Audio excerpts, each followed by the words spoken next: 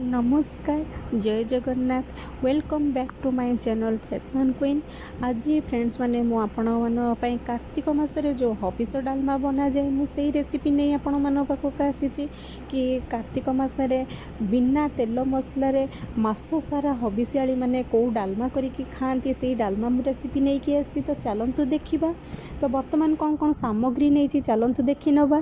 तो हबिष डालमा सामग्री दरकार कंचा कदली मुग डाली ओउ आउ सारू ये ही आम प्रस्तुत करवा आज हबिष डालमा। कहीं मास सारा हबिषियाली माने कौन सी पनीपरिया खाती आ बिना हलदी रे ये डालमाटी प्रस्तुत करा जाए एथिरे हलदी पड़ेनी। तो चलतु देखी नवा कि मु केमिति प्रस्तुत करुची।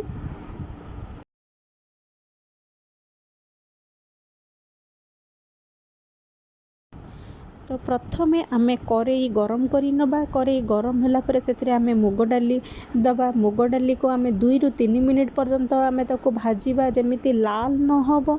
देखंतु फ्रेंड्स माने मु वर्तमान भाजुची किंतु जेमिति लाल होबनी सेमिति आपण 2 ରୁ 3 मिनिट पर्यंत आप ताको भाजीबे। तापरे आपण सेथिरे पानी देबे।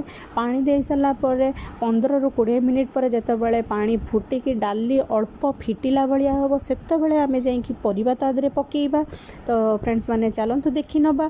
वीडियोटी जदि आपण मानकु भल लगे ताहले निहाती गोटे लाइक करिवे सब्सक्राइब करिवे और पाखरे थिबा बेल बटन को क्लिक करिवे जहा फल मो नुआ नुआ वीडियोर नोटिफिकेशन आपण मान पाखु बहुत जल्दी पहुँची परिबो।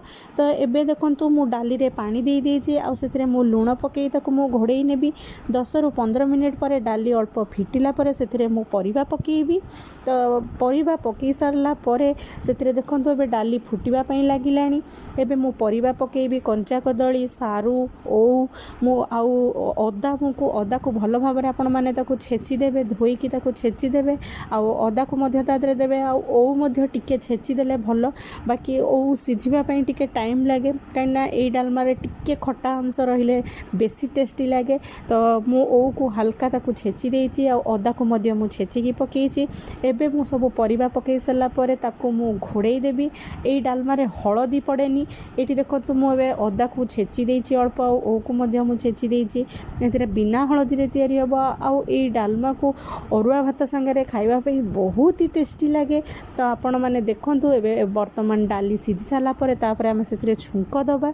तो एबे मु सब सामग्री पकेइकी ताको मु 15 ରୁ 20 मिनिट पर्यंत एबे मु घोड़ेइकी रखी देबी। तापरे धीरे धीरे सिझी सारला परे तापरे ताको छुंक देबी।